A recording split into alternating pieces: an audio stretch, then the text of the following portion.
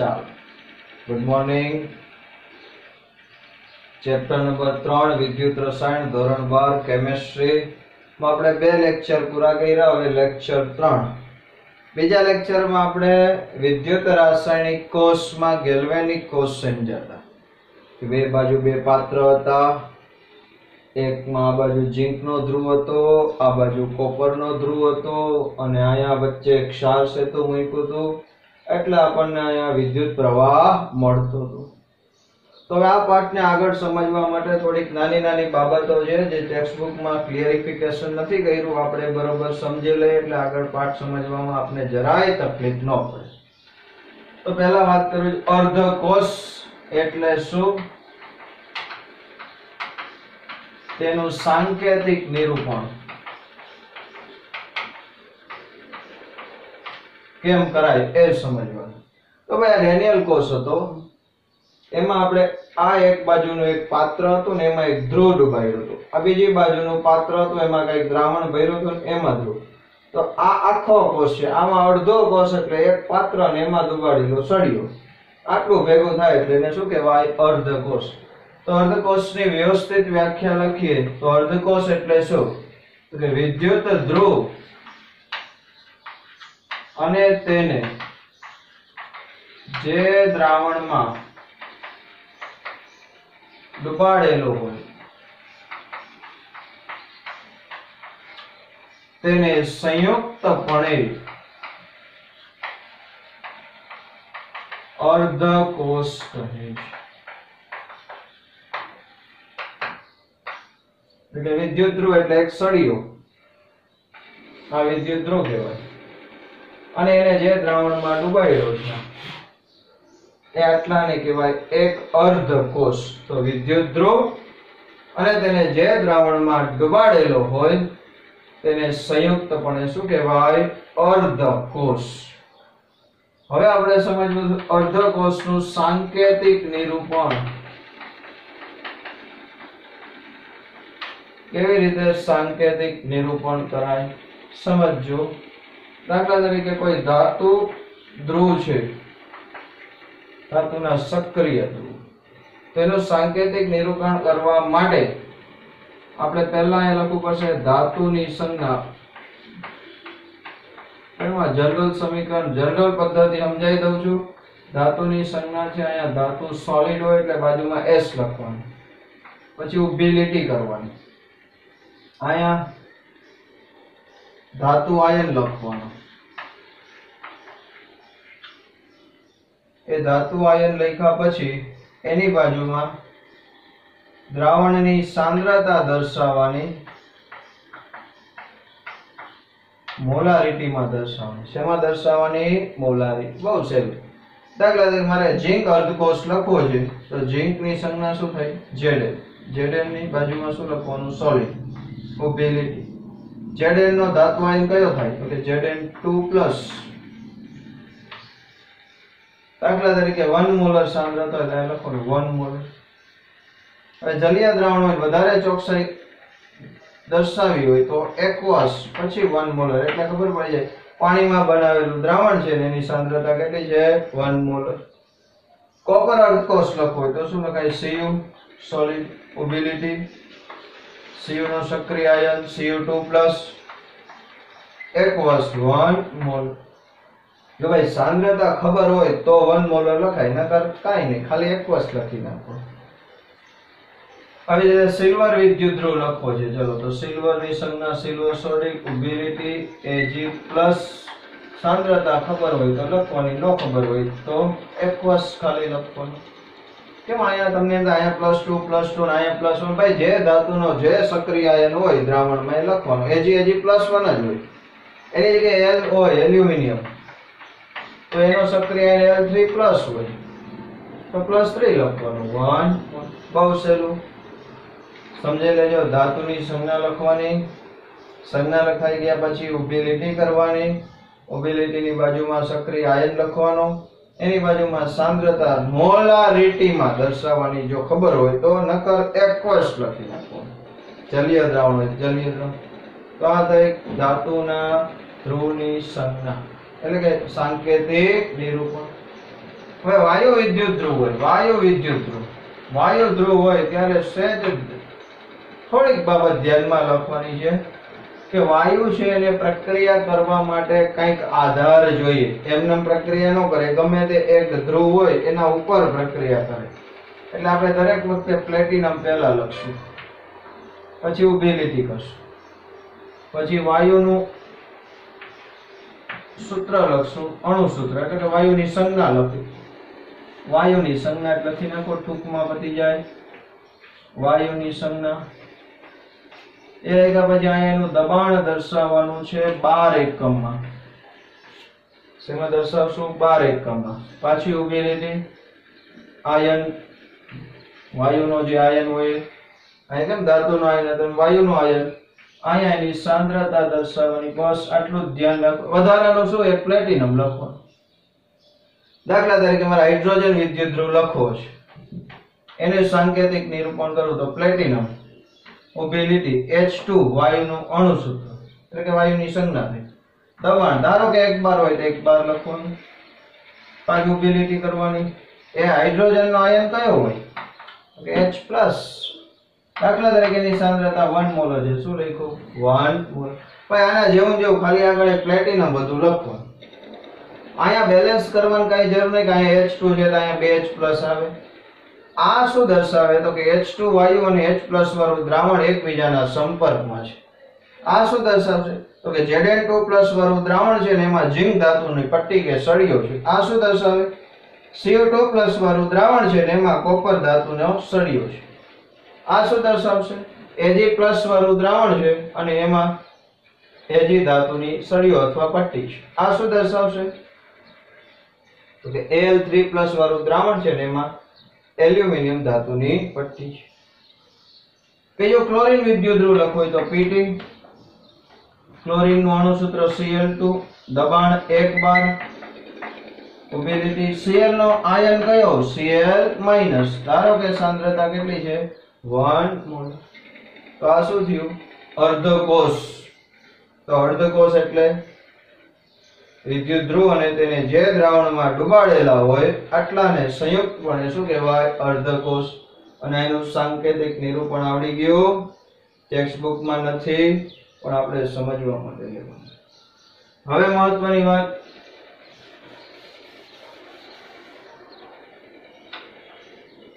કે અર્ધકોષને પ્રમાણિત અર્ધકોષ ક્યારે કહેવાય?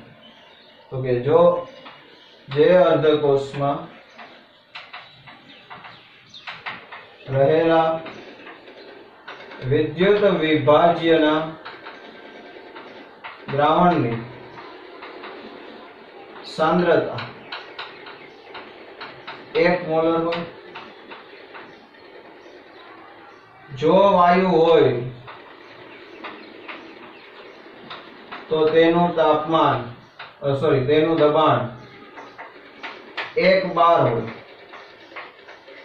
તથા અર્ધકોષનું તાપમાન 298 કેલ્વિન હોય તો તેને પ્રમાણિત અર્ધકોષ કહે છે. કોને પ્રમાણિત અર્ધકોષ કહેવાય? આ ખાસ યાદ રાખવાનું છે કે આવો અર્ધકોષ હોય કે જેમાં એક પાત્ર હોય, એમાં દ્રાવણ ભર્યું હોય ને એમાં ધ્રુવ ડુબાડેલું. તો એ પાત્રમાં જે દ્રાવણ ભર્યું એની સાંદ્રતા 1 મોલર હોવી જોઈએ. જો વાયુ કદાચ હોય, કેમ અહીંયા વાયુ સંકળાયેલા છે, જો વાયુ હોય તો વાયુનું દબાણ 1 બાર હોવું જોઈએ અને કોષનું તાપમાન પ્રમાણિત એટલે 298 કેલ્વિન હોય. તો એવા કોષને પ્રમાણિત અર્ધકોષ કહેવાય. એવા કોષને શું કહેવાય? પ્રમાણિત. તો અહીંયા મેં બધામાં સાંદ્રતા 1 મોલર રાખી હતી, દબાણ 1 બાર રાખ્યું, એટલે મેં આવા બધા જે કોષ છે એ પ્રમાણિત છે એવું સ્વીકારી લીધું. જો અહીંયા સાંદ્રતા 1 કરતા કંઈક જુદી સાંદ્રતા હોય, 1 મોલર ન હોય, 2 મોલર હોય, 0.5 હોય, ગમે તે હોય, જો એ 1 મોલર સિવાયની હોય તો એને બિન પ્રમાણિત કોષ. જે પ્રમાણિત નથી એને કેવો ગણાય? બિન પ્રમાણિત અર્ધકોષ. તો આટલું સમજાય છે. એકવાર સ્ક્રીનશોટ લઈ લેજો. આ રીતના ટેક્સ્ટ બુકમાં લખેલું મળશે નહીં. પણ આપણે નોટમાં લખી લેજો, છેલ્લે સુધી બહુ કામ આવશે, નીટમાં પણ અગત્યનું છે, એટલે વ્યવસ્થિત સ્ક્રીનશોટ લઈ પાકી બુકમાં વ્યવસ્થિત લખી લેજો.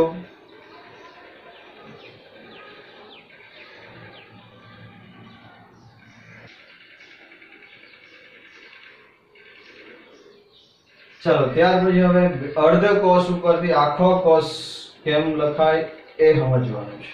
સંપૂર્ણ કોષ અને એનું સાંકેતિક નિરૂપણ. સંપૂર્ણ કોષ ક્યારે બને? તો કે બે અર્ધ કોષને જોડતા સંપૂર્ણ કોષ બને છે. શું કરવાનું છે? બે અર્ધ કોષને જોડી દેવાના છે.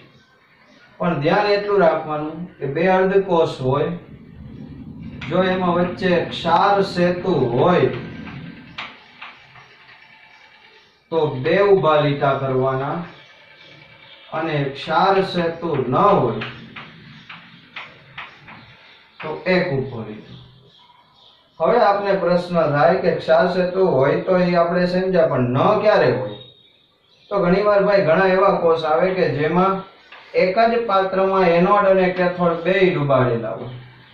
એક જ પાત્ર હોય, એમાં એનોડ અને કેથોડ બેય રહેલા હોય, તો એમાં ક્ષાર સેતુની જરૂર પડતી નથી. તો એવા વખતે ક્ષાર સેતુ ન હોય.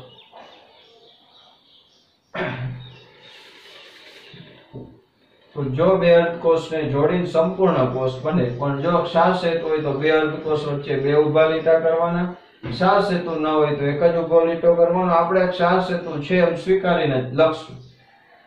બીજું સ્વીકારી લીધું છે કે એનોડ ને આપણે ડાબી બાજુ લખશું અને કેથોડ ને જમણી બાજુ લખશું. આવું સ્વીકારીને આપણે હાલવાનું છે. એનોડ ને કઈ બાજુ લખવાનું? ડાબી બાજુ. કેથોડ ને કઈ બાજુ લખવાનો? જમણી બાજુ. તો જો આપણે એક ડેનિયલ કોષનું સાંકેતિક નિરૂપણ કરીએ. ભાઈ ડેનિયલ કોષમાં કયા બે અર્ધકોષ હતા? તો કે ઝિંક અર્ધકોષ ને કોપર અર્ધકોષ હતા. આપણે આગળ ભણી ગયા ગેલ્વેનિક કોષ. આપને એ ખબર છે ઝિંક નું ઓક્સિડેશન થતું હતું એટલે એનોડ હતો, કોપર વાળા બાજુ રિડક્શન થતું હતું એટલે કેથોડ.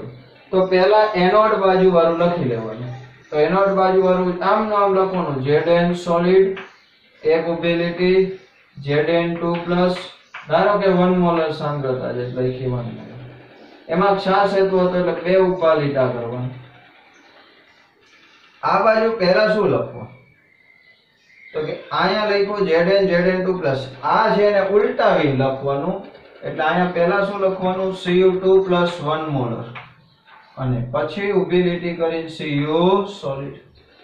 આમ કેમ લખ્યું? તો કે આ ક્ષાર સેતુ દ્વારા બે દ્રાવણો જોડાયેલા હતા. યાદ છે ને ડેનિયલ કોષમાં ZnSO4 અને CSO4 ના દ્રાવણને આપણે ક્ષાર સેતુ દ્વારા જોયું. એનોડ ઉપર ઓક્સિડેશન થતું હતું ને એનોડ માઈનસ હોય એટલે અહીંયા માઈનસ નિશાની કરવાની, કેથોડ પ્લસ હોય એટલે આ બાજુ ઉપર કોની નિશાની કરવાની? પ્લસની. આ થઈ ગયું કોષનું સાંકેતિક નિરૂપણ. આના પરથી શું ખબર પડે? તો કે જે એક આખો કોષ છે. આમ કોષ લખ્યો એટલે તમારે શું સમજવાનું? તો કે આ બાજુ જે ડાબી બાજુ છે ક્ષાર સેતુથી ડાબી બાજુ એ એનોડ છે અને જમણી બાજુ કેથોડ. તો મતલબ કે ઝિંક એનોડ છે, કોપર બાજુ વાળો કેથોડ. Zn નો સળિયો Zn2+ ના સંપર્કમાં છે અને Cu નો સળિયો Cu2+ ના સંપર્કમાં છે. અને આ બે દ્રાવણો ક્ષાર સેતુ દ્વારા જોડાયેલા છે. હવે ધારો કે એમ કહું કે આ બેને જોડો, કોપર અને સિલ્વર. અને હું તમને કહી દઉં છું કે આ કોપર છે એનોડ બને છે, સિલ્વર કેથોડ બને. મેં કહી દીધું, પછી તમને ખબર પડી જશે કેમ આવી આપણે પછી સમજશું. અત્યારે હું કહી દઉં છું કે આ એનોડ બને છે અને આ સિલ્વર વાળો કેથોડ બને. તો પહેલા કયો લખાય? એનોડ. ચાલો તો અહીંયા શું લખશું? Cu સોલિડ, ઊભી લીટી, Cu2+1 મોલર. ક્ષાર સેતુ છે એમ સ્વીકારીને જ લાવવાનું છે. પછી અહીંયા Ag આવશે કે Ag+, તો કે Ag+, કેમ? તો કે આને આ ઉલટાવી દેવાનું. એનોડ એમ નામ લખવાનો, કેથોડ ને આમ ફેરવીને લખવાનું. તો કે Ag+1 મોલર, ઊભી લીટી, Ag સોલિડ. એનોડ ઋણ ધ્રુવ હોય, કેથોડ ધન ધ્રુવ આ થઈ ગયું. હવે ધારો કે આ બેને જોડીને બનાવવાનું છે તો એમાં હું તમને કહી દઉં છું એટલે તમને ખબર પડે કે આ હાઇડ્રોજન વાળો ધ્રુવ એનોડ બને છે, સિલ્વર વાળો કેથોડ બને છે.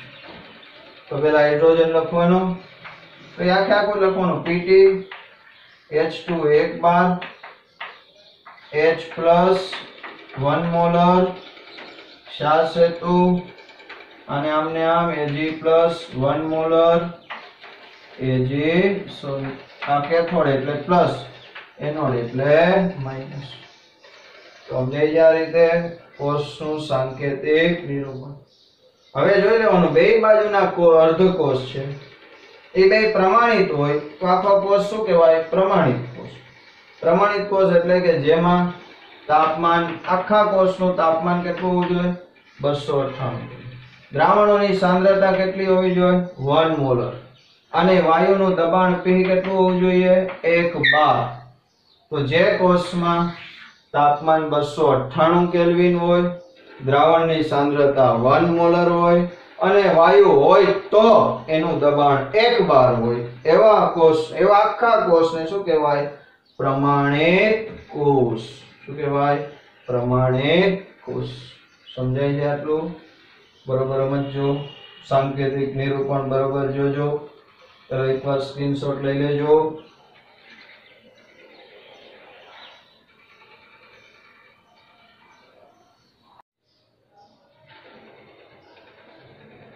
ચાલો હવે કોષ આપ્યો હોય તો એના ઉપરથી કોષ પ્રક્રિયા કેમ લખાય? એનોડની પ્રક્રિયા શું થાય છે, કેથોડની પ્રક્રિયા શું થાય છે અને એમાંથી કુલ પ્રક્રિયા કેવી રીતે થાય એ આપણે સમજવું છે.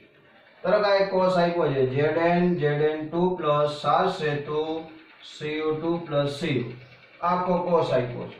તો આપણે એટલું સમજી લેવાનું કે આ એનોડ છે, આ કેથોડ. એનોડ ઉપર હંમેશા શું થાય? તો કે AO કેરી યાદ રાખવાનું. AO એટલે એનોડ ઉપર હંમેશા ઓક્સિડેશન, કેરી એટલે કેથોડ ઉપર હંમેશા રિડક્શન. તો આ એનોડ છે, ડાબી બાજુ એનોડ હોય, જમણી બાજુ કેથોડ. તો એનોડ ઉપર ઓક્સિડેશન થાય, કેથોડ ઉપર રિડક્શન. તો એનોડ ઉપર ઓક્સિડેશન પ્રક્રિયા લખવાની, કેથોડની રિડક્શન લખવાની. ટેક્સ્ટ બુકમાં પહેલા કેથોડની લખે છે, આપણે હવરા હિલા છે કે પહેલા એનોડની લખશું પછી કેથોડની લખશું એટલે તમને સહેલું પડે. તો અહીંયા Zn છે અને એના સંપર્કમાં Zn2 અહીં છે. તો આપણે ખબર છે Zn નો ઓક્સિડેશન આંક 0 છે. 0 માંથી +2 કરો એટલે ઓક્સિડેશન થઈ જાય 11 માં ભણ્યા છે ને ભાઈ રેડોક્સ પાર્ટ. ઓક્સિડેશન એટલે ઓક્સિડેશન આંકમાં વધારો, રિડક્શન એટલે ઓક્સિડેશન આંકમાં ઘટાડો. તો અહીંયા જો પ્રક્રિયા લખી એનોડની Zn સોલિડ માંથી શું બનાવ્યું? Zn2 2 બન્યું એટલે 2 ઇલેક્ટ્રોન નીકળ્યા. તો જો અહીંયા Zn નો ઓક્સિડેશન આંક 0 હતો એમાંથી +2 થયો અને 2 ઇલેક્ટ્રોન છૂટા પડ્યા એટલે કઈ પ્રક્રિયા થઈ ગઈ? ઓક્સિડેશન. હવે રિડક્શન. ઓકે જોઈ લેવાનો આ Cu2+ માંથી હું Cu સોલિડ બનાવીશ તો રિડક્શન થશે. તો કે આ +2 માંથી 0 થઈ જાય એટલે રિડક્શન થાય. તો બનાવો Cu2+ એને 2 ઇલેક્ટ્રોન આપો એટલે Cu સોલિડ બની ગયું. તો Cu2+ વત્તા 2 ઇલેક્ટ્રોન Cu સોલિડ કઈ પ્રક્રિયા થઈ ગઈ? રિડક્શન. બીજી મહત્વની બાબત કે આ ઓક્સિડેશન પ્રક્રિયા અને રિડક્શન અર્ધી પ્રક્રિયા બેયના ઇલેક્ટ્રોન છે એની સંખ્યા સરખી હોવી જોઈએ. બેયની સંખ્યા કેવી હોવી જોઈએ? સરખી. ન હોય તો આપણે બે પ્રક્રિયાને ગુણી ભાગી ગમે એમ કરીને સરખી કરી દેવાનું. એનું હમણાં ઉદાહરણ લઉં છું. પછી આ બેયનો કુલ સરવાળો એ તો આવડે. ઇલેક્ટ્રોન ઉડી ગયા. Zn સોલિડ એમ નામ, Cu2+ એમ નામ. એરાની આ બાજુ એ બધી ડાબી બાજુ લખવાની, એરાની જમણી બાજુ એ બધી નીચે જમણી બાજુ લખવાની. તો Zn માંથી Zn2+, Cu2+ માંથી Cu. હાલો હવે આ બીજો કોષ છે, બરાબર સમજજો. Mg2+ ક્ષાર સેતુ Al3+L એટલે આખા કોષમાં એનોડ બાજુ મેગ્નેશિયમ અર્ધકોષ છે, કેથોડ બાજુ એલ્યુમિનિયમ અર્ધકોષ છે. તો આપણે પહેલા એનોડ ની ઓક્સિડેશન લખશું, પછી કેથોડ નું રિડક્શન. હવે ધ્યાન આપજો, થોડું સમજાવી દો. આ પ્રક્રિયા પહેલા ફરીથી સમજાવું છું, બરોબર ધ્યાન આપજો.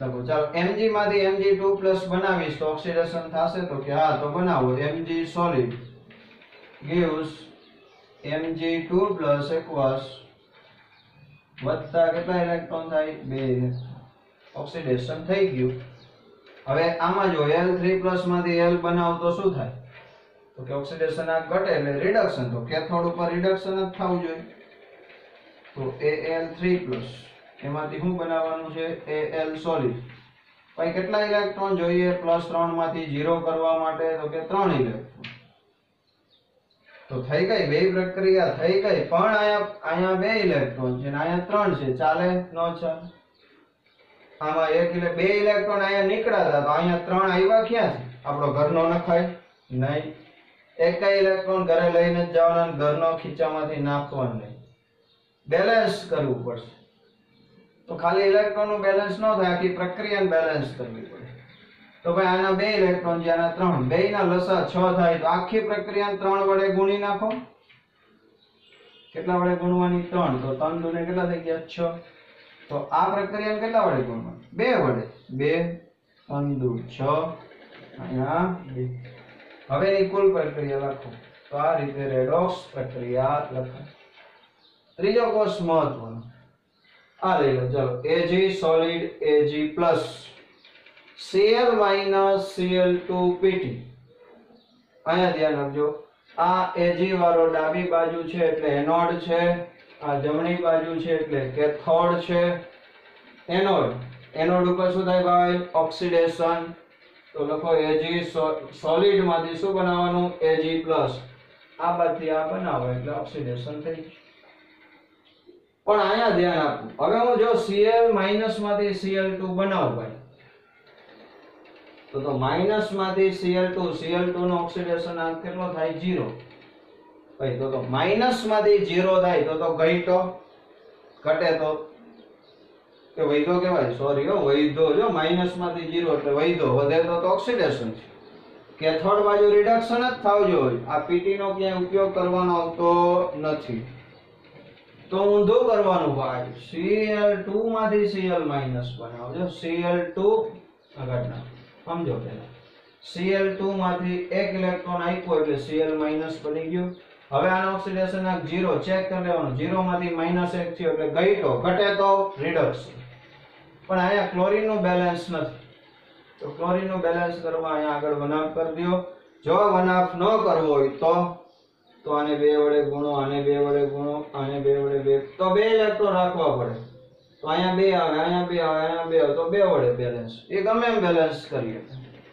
તો આટલું સમજાય છે ભાઈ એનોડ ઉપર ઓક્સિડેશન થવું જોઈએ કે થોડું પર હજી એક બે ઉદાહરણ લઉં છું પહેલા આટલું ધ્યાનથી જોઈ લો સ્ક્રીનશોટ લઈ લો બરોબર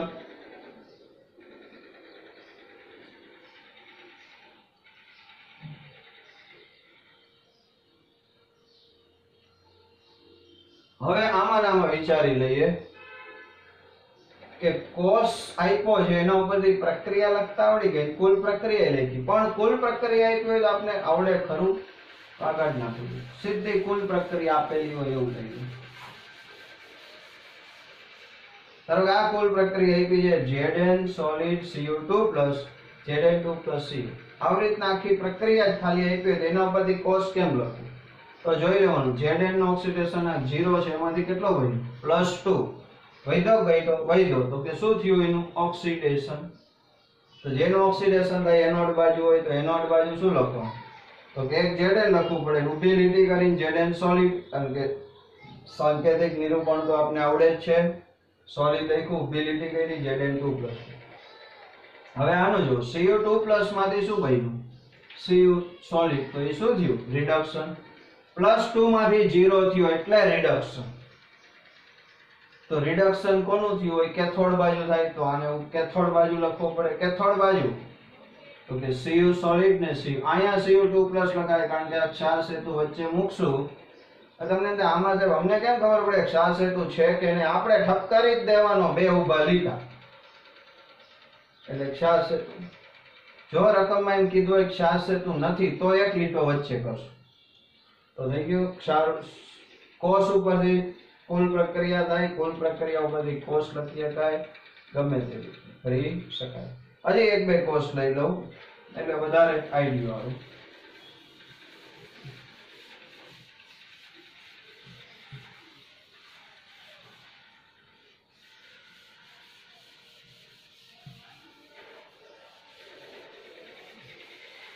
ચાલો પાછો એકાદો કોષ લખું. માઇનસ વાળો લો એટલે તમને થોડીક વધારે આઈડિયા આવે. ચોથો કોષ પીટી Br2 લિક્વિડ એટલે gas Br minus aqueous Cl minus aqueous. અરે અહીં H પ્લસ વાળું રાખું. ચાલો H plus sorry H plus બને યાર Cl માઇનસ આને આજ રાખું Cl2 ગેસ Pt. આ એનોડ બાજુ છે, આ કેથોડ. તો આનું ઓક્સિડેશન, આનું રિડક્શન. તો ચલો પેલા એનોડ ની પ્રક્રિયા. ભાઈ Br2 માંથી હું Br માઇનસ બનાવું તો ઓક્સિડેશન આ વધે કે ઘટે? તો કે ભાઈ 0 માંથી માઇનસ થયો તો ઘટશે, તો એમ નહીં બનાવીએ એટલે ઊંધું હાલવાનું. તો સોલિડ વાળા પ્લસ વાળા ત્યારે હવરા બનાવે ને એટલે ઓટોમેટિક સાચું જ પડે. માઇનસ વાળા ત્યારે ઊંધું બનાવો ને એટલે સાચું જ પડશે. જો ઊંધું આવ્યું. Br માઇનસ માંથી Br2, Br minus gives Br2. ભાઈ મારે અહીંયા 2 છે તો અહીંયા પગડો રાખી દઉં તો કેટલા ઇલેક્ટ્રોન છૂટા પડ્યા? 2. કેથોડ ઊંધું હાલો, ઊંધું હાલો. Cl2 માંથી Cl માઇનસ બનાવો, Cl2 2 ઇલેક્ટ્રોન છે તો અહીંયા 2 લખા. તો Cl માઇનસ અહીંયા 2 છે તો 2 લખ્યા.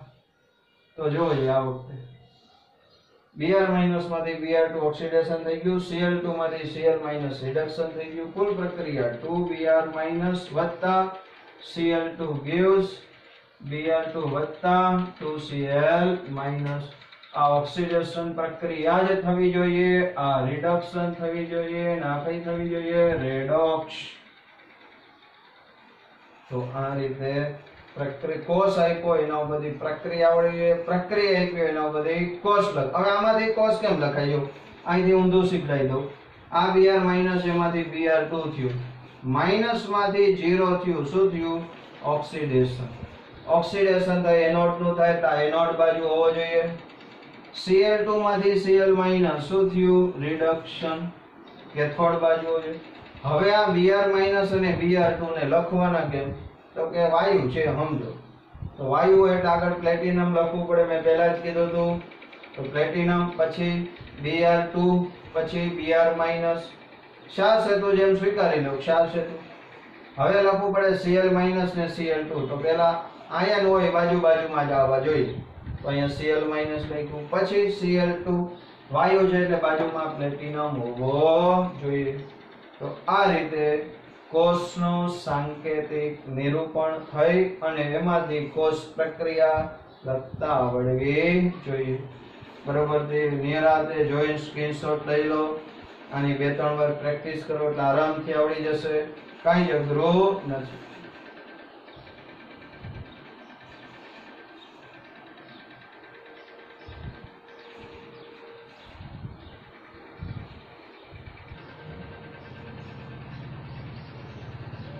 ચાલો હવે વાત કરીએ ઓક્સિડેશન પોટેન્શિયલ એટલે શું અને રિડક્શન પોટેન્શિયલ એટલે શું. તો ઓક્સિડેશન પોટેન્શિયલ એટલે શું?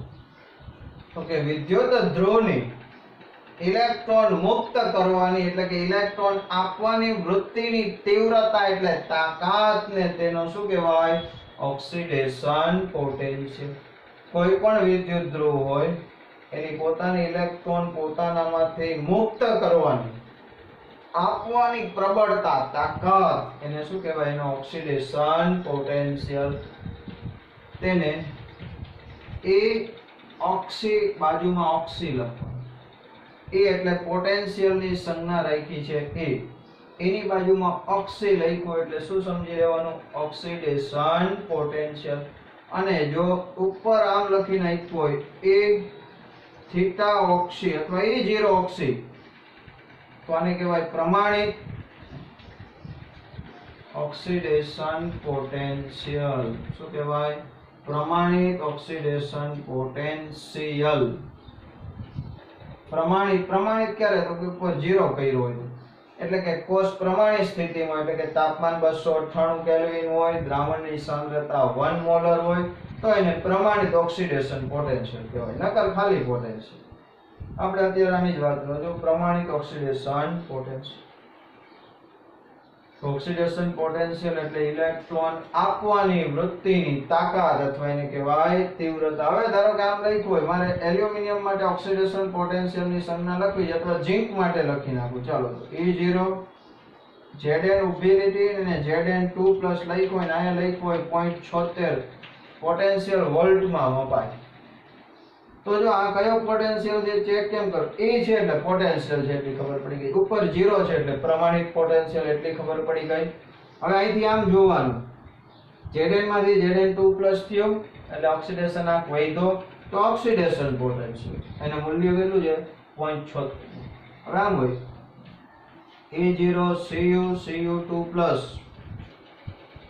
-0.34 વોલ્ટ, તો આ એનો કયો પોટેન્શિયલ થયો? કે આમ જોવાનું, વધ્યો છે એટલે ઓક્સિડેશન પોટેન્શિયલ. તો ઓક્સિડેશન કરતા તદ્દન ઊંધું રિડક્શન પોટેન્શિયલ. તો કે વિદ્યુત ધ્રુવની ઇલેક્ટ્રોન સ્વીકારવાની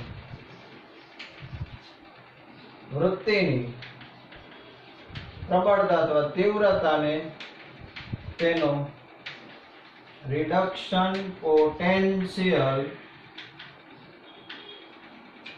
કહે છે. આના કરતા ઊંધું આ સ્વીકાર મુક્ત કરવાની વૃત્તિ છે, તો આના કરતા ઊંધી સ્વીકારવાની વૃત્તિની તાકાતને એને કહેવાય રિડક્શન પોટેન્શિયલ. હવે આ સ્વીકારવાની એટલે આમ રાખું છું, તો એને કેવી રીતના દર્શાવાય? તો તેને એ અહીંયા આ રેડી લખ્યું હોય રેડ એટલે સમજવાનું રિડક્શન પોટેન્શિયલ, અને જો ઉપર આમ કરીને પ્રમાણિત કર્યું હોય તો સમજી લેવાનું પ્રમાણિત રિડક્શન પોટેન્શિયલ.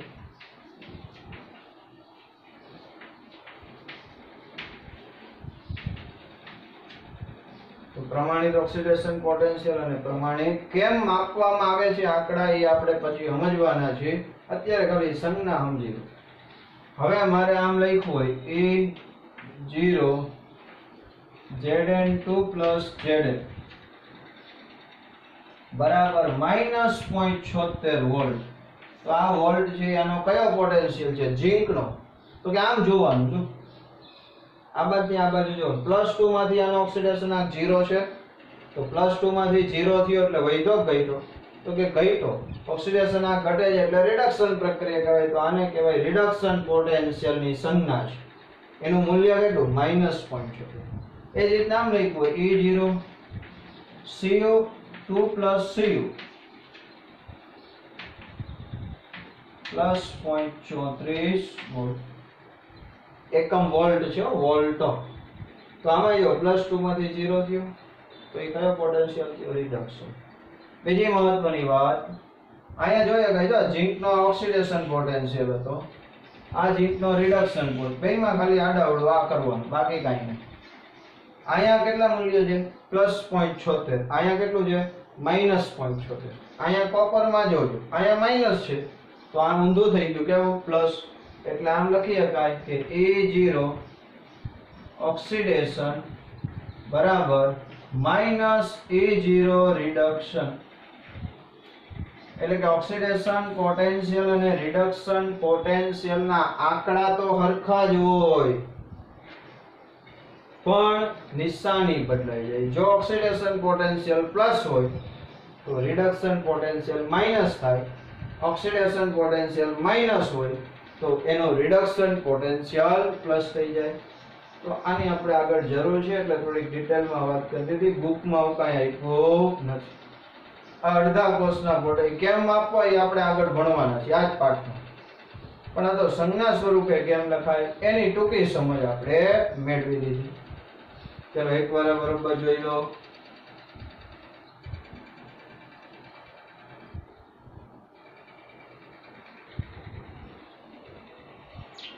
ચાલો હવે આપણે વાત કરીએ આખા કોષનો પોટેન્શિયલ ને. જો કોષ પ્રમાણિત સ્થિતિમાં હોય તો તો એને કહેશું પ્રમાણિત કોષ પોટેન્શિયલ. તો આપણે અત્યારે આની વાત નથી કરવી, આપણે વાત કરવી છે પ્રમાણિત કોષ પોટેન્શિયલ એ સેલ. તો કોષ પોટેન્શિયલ કોને કહેવાય? તો કે બે વિદ્યુત ધ્રુવોની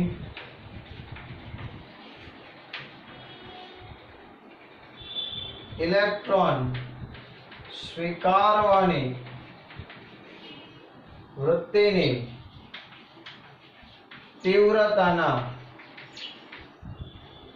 તફાવતને કોષ પોટેન્શિયલ કહે છે. બે વિદ્યુત ધ્રુવની ઇલેક્ટ્રોન સ્વીકારવાની વૃત્તિ એટલે મેં હમણાં જ કીધું રિડક્શન પોટેન્શિયલ ની તીવ્રતા ના ઇલેક્ટ્રોન સ્વીકારવાની વૃત્તિની તીવ્રતા એટલે એને કહેવાય રિડક્શન પોટેન્શિયલ. તો બીજી વાર એમ પણ લખી શકાય કે બે વિદ્યુત ધ્રુવોની અથવા બે વિદ્યુત ધ્રુવોના રિડક્શન પોટેન્શિયલ ના તફાવતને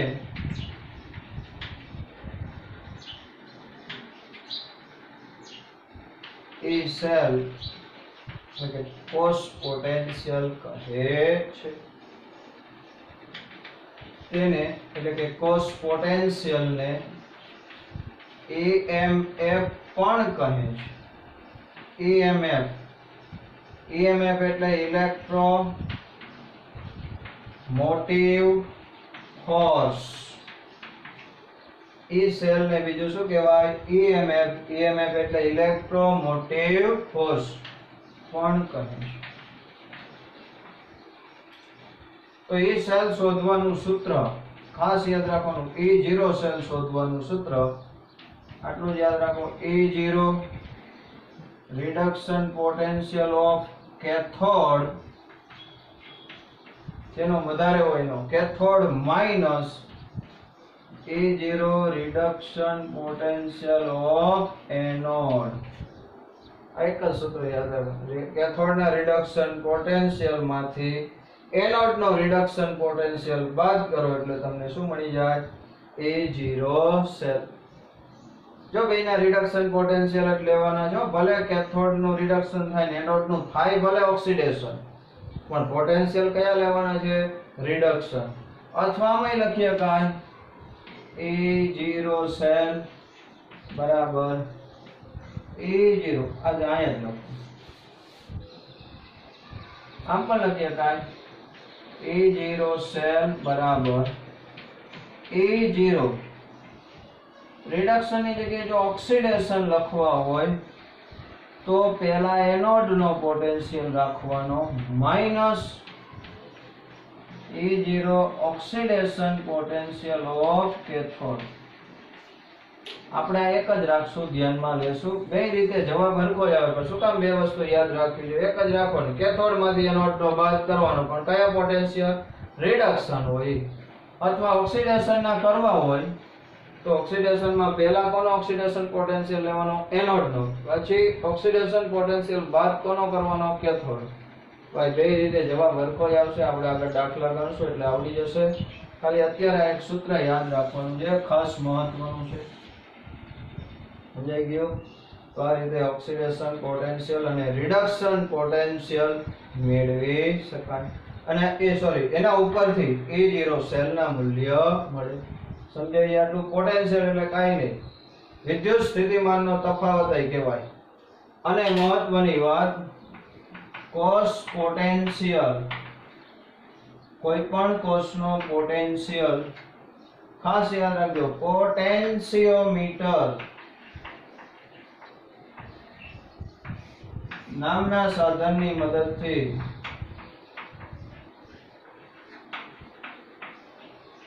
માપી શકાય.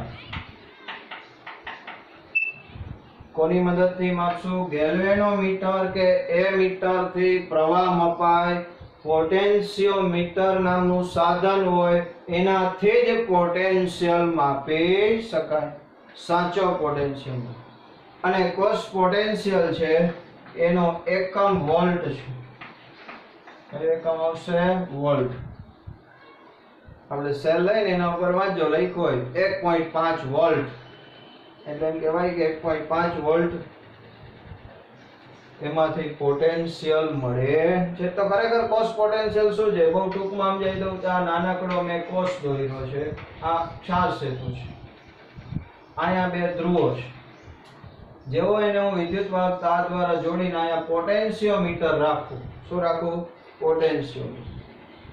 તો આ બધી જે ઇલેક્ટ્રોન આમ દબાણપૂર્વક જાતા હોય, એ ઇલેક્ટ્રોનનું અહીંયા દબાણ મળે, એ દબાણને જ શું કહેવાય? પોટેન્શિયલ. ઇલેક્ટ્રોન દબાણપૂર્વક જાય તો જ એ વિદ્યુત પ્રવાહ આપણે કામ આવે. બાકી આપણા શરીરમાં ઇલેક્ટ્રોન વહન પામતા હોય પણ ધીમે ધીમે જાય, તો એનાથી જે પાવર હોય એનો આપણે બીજે ક્યાંય યંત્રમાં ઉપયોગ કરી શકીએ નહીં. તો કોની વાત થઈ? Cos potential. છેલ્લી વાત કરજો. હવે કોઈ પણ આવા આખો અર્ધકોષ હોય આપણી પાસે, એમાં જેનો આટલું એકવાર જોવાઈ ગયું,